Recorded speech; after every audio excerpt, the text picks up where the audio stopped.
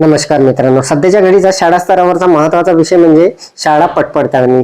तर मित्रांनो, शाळा पडताळणी जी आहे त्याचे 2 टप्पे पूर्ण झालेले आहे आणि तिसरा टप्पा 22 एप्रिल 2026 ला होणार आहे. तर मित्रांनो, ही पडताळणी करताना बऱ्याचशा अडचणी येत आहे. सरळचं जे स्टुडंट पोर्टल आहे ते त्यावर वारंवार अडचणी येत आहे. ती पोर्टल जे आहे ते ओपन होत नाही आहे. कॅम्प्युटरवर वगैरे ओपन होत नाही किंवा मोबाईलवरून ते करता येत नाही. तर मित्रांनो, ज्या काही अडचणी आहेत त्या संपूर्ण आपण या व्हिडिओमध्ये सोडवून घेणार आहोत. मित्रांनो, आपल्याला जर कॅम्प्युटरवरून ते जे सरळचं स्टुडंट पोर्टल आहे ते जर ओपन होत नसेल तर आपण मोबाईलच्या सहाय्याने सुद्धा ती माहिती भरता येणार आहे. तर मित्रांनो, मोबाईलवरून अगदी सहजपणे आपल्याला पडताळणी कशी करायची आहे, जर तिथे टॅब दिसत नसेल तर आपल्याला नेमकं काय करायचं आहे आणि पूर्ण पडताळणीची माहिती कशी भरायची आहे याचा लाईव्ह डेमो मी आपल्याला देणार आहे. तर नमस्कार, मी राजू मेश्राम, मराठीशाळा.com या युट्यूब चॅनलवर पुन्हा एकदा आपलं सहर्ष स्वागत आहे. मित्रांनो, अत्यंत महत्त्वाची अपडेट असणार आहे. सरळ स्टुडंट पोर्टल 2025-26 मोबाईलवरून शाळा पडताळणी कशी करायची, मोबाईलवरून अगदी सहज आपल्याला ती माहिती भरता येणार आहे. टॅब नसेल दिसत तर काय करायचं आहे, अगदी सोप्या पद्धतीने संपूर्ण सविस्तर माहिती जाणून घेण्यासाठी व्हिडिओला स्किप न करता पूर्ण बघा. चॅनलवर जर नवीन असाल तर चॅनलला सबस्क्राईब करायला विसरू नका आणि व्हिडिओ जर आवडला तर व्हिडिओला लाईक व शेअर करा. चला तर मग सुरू करूया.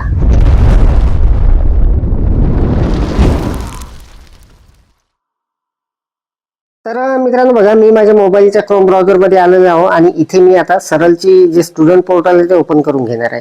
तर बघा मित्रांनो, इथे आपल्याला education.maharashtra.government.in ही जी साईट आहे हे सर्च करून घ्यायची आहे. इथे सरळ लिहून येणार आहे, यावर क्लिक करायचं आहे आणि आपल्याला विभागीय लिंक दिसत आहे, यामध्ये विद्यार्थी पोर्टल जे आहे यावर आपल्याला सिम्पली क्लिक करायचं आहे. यावर क्लिक केल्यानंतर आपल्या समोर सरळचं जे स्टुडंट पोर्टल असणार आहे ते आपल्याला अशा पद्धतीने इथे दिसणार आहे. तर बघा, इथे आपल्याला ही जी सूचना आलेली आहे ही अगोदर काढून घ्यावी लागणार आहे. तर त्यासाठी आपल्याला मित्रांनो इथे छोटासा एक बॉक्स असणार आहे, यावर टिक करायचं आहे. बऱ्याच जणांचं म्हणणं होतं की सर इथे बॉक्स वगैरे काही दिसत नाही आहे आणि हे जात नाही आहे. तर बघा मित्रांनो, इथे एक छोटासा बॉक्स आहे, त्याचा रंग पांढरा असल्यामुळे ते दिसत नाही आहे, परंतु इथे तो चेक बॉक्स असणार आहे, याला आपल्याला टिक करायचा आहे. याला टिक केल्यानंतर मी सूचना वाचल्या आहे, यावर आपल्याला क्लिक करून घ्यायचं आहे. यावर क्लिक केल्यानंतर आपल्यासमोर अशा पद्धतीने आता इंटरफेस ओपन झालेला आहे. इथून आपल्याला अगोदर शाळा लॉग इन करून घ्यायची आहे किंवा केंद्राच्या लॉग इन वरून जर आपण भरत असाल माहिती तरी लॉग इन करून घ्यायची आहे. तर बघा, मी आता इथे लॉग इन करून घेतो आणि त्यानंतर इथे हा जो कॅप्चा असणार आहे हा जसाच्या तसा टाकल्यानंतर आपल्याला इथे माहिती कशा पद्धतीने भरायची आहे ते मी आपल्याला सांगणार आहे. तर बघा, अगदी सहजपणे आपल्याला मोबाईलवरून मित्रांनो माहिती भरता येणार आहे. तर बघा, मी इथे लॉग इन करून घेतो. लॉग इन केल्यानंतर बघा अशा पद्धतीचा इंटरफेस आपल्यासमोर आलेला आहे. ही महत्वाची सूचना जी आलेली आहे त्याला आपल्याला इथून काढून घ्यायचं आहे. तर मित्रांनो, आता बघा, इथे आपल्याला कुठलेही टॅब वगैरे काही दिसत नाही. तर मित्रांनो, शाळा पडताळणीची माहिती कशा पद्धतीने भरायची आहे, संपूर्ण स्टेप सारख्याच असणार आहे, फक्त आपण हे मोबाईलवरून आता भरणार आहोत. बऱ्याच आपल्या बांधवांचे कॉमेंट्स आलेले होते की सर मोबाईलवरून भरता येत नाही किंवा इथे टॅब वगैरे दिसत नाही आहे. तर आपल्याला टॅब कशा पद्धतीने आणायचे आहे जर इथे दिसत नसेल काहीच तर बघा, इथे कुठलेही टॅब आपल्याला दिसत नाही आहे.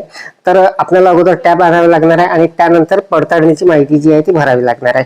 तर बघा, सगळ्यात महत्वाचं आता मित्रांनो, इथे जे टॅब दिसत नाही त्यासाठी आपल्याला काय करायचं आहे, हे जे 3 डॉट आहे यावर आपल्याला क्लिक करायचं आहे. यावर क्लिक केल्यानंतर बघा, इथे खूप सारे ऑप्शन आपल्याला अशा पद्धतीने दिसणार आहे. इथे खाली एक सेटिंगचा ऑप्शन असणार आहे, यामध्ये आपण जाणार आहोत. सेटिंग मध्ये गेल्यानंतर अशा पद्धतीचा इंटरफेस आपल्या समोर येणार आहे. इथे खाली खाली यायचं आहे आपल्याला आणि इथे आपल्याला ऑप्शन मिळणार आहे असिबिलिटीचं, याला आपल्याला क्लिक करून घ्यायचं आहे. याला क्लिक केल्यानंतर अशा पद्धतीचा इंटरफेस आपल्या समोर येणार आहे. इथे बघा, डिफॉल्ट झूम म्हणून असणार आहे एक ऑप्शन, इथे आपल्याला बाय डिफॉल्ट 100% इथे असणार आहे. तर याला मित्रांनो आपल्याला कमी करून घ्यायचं आहे. तर कमी करण्यासाठी मायनसचं इथे चिन्ह असणार आहे, इथे प्लसचं असणार आहे. वाढवण्यासाठी आपल्याला प्लसवर दाबायचं, कमी करण्यासाठी मायनसवर. तर ऑलरेडी हे 100% आहे, तर याला आपल्याला आपण 95% करून घेणार आहोत किंवा 90% करून घेणार आहोत. तर बघा, इथून आपल्याला अशा पद्धतीने सुद्धा करता येणार आहे बोटाने स्क्रोल करून. तर बघा, मी याला 95% केलेलं आहे. आता आपल्याला सरळ काय करायचं, इथून बॅक जायचं या ॲरोवर क्लिक करून. तर बघा, मी आता इथून बॅक जातो आणि आता बघा मित्रांनो, इथे हे जे टॅब आहे संपूर्ण इथे आलेले आहे, अगदी सहजपणे आपल्याला हे दिसणार आहे. तर आता मित्रांनो बघा, अगदी सहजपणे आपलं हे काम होणार आहे. आता आपल्याला कॅम्प्युटरवर ज्या पद्धतीने आपण पडताळणीची माहिती भरली आहे त्याच पद्धतीने आपल्याला मोबाईलमध्ये भरता येणार आहे.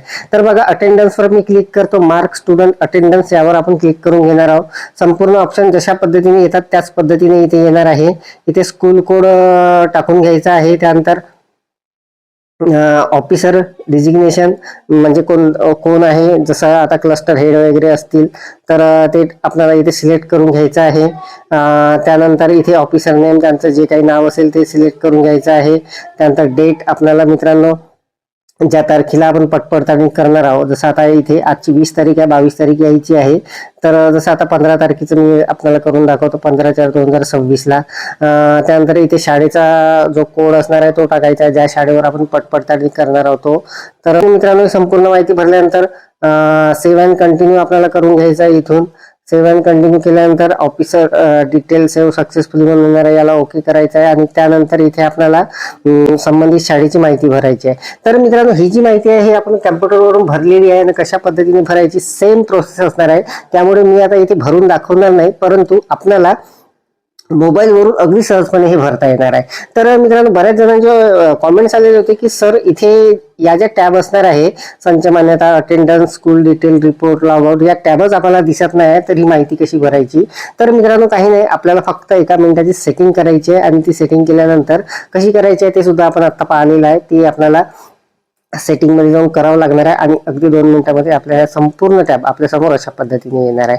तर ही संपूर्ण माहिती आपल्याला भरता येणार आहे. याचा जो व्हिडिओ होता मित्रांनो, लाईव्ह डेमो जो होता पडताळणीची माहिती कसा भरायचा, त्या व्हिडिओची लिंक या व्हिडिओच्या डिस्क्रिप्शन मध्ये देत आहे, तिथे जाऊन तो आपण चेक करून घेऊ शकता. तर मित्रांनो जर आपल्याला पूर्ण डिटेल व्हिडिओ हवा असेल मोबाईलवरून माहिती कशी भरायचा, तर मी 22 तारखेला आपल्यासाठी तो व्हिडिओ सुद्धा घेऊन येणार आहे. तर मित्रांनो अत्यंत महत्त्वाची अपडेट, महत्त्वाची माहिती आपण या व्हिडिओच्या माध्यमातून जाणून घेतली. अपेक्षा आहे आपल्याला माहिती समजलेली असेल, व्हिडिओ आवडलेला असेल. व्हिडिओ जर आवडलेला असेल तर व्हिडिओला लाईक करा, शेअर करा आणि माझ्या मराठीशाळा.com या युट्यूब चॅनलवर जर नवीन असाल तर चॅनलला सबस्क्राईब करायला विसरू नका. पुन्हा भेटू असं एका नवीन माहितीसह, नवीन अपडेटसह. तोपर्यंत धन्यवाद.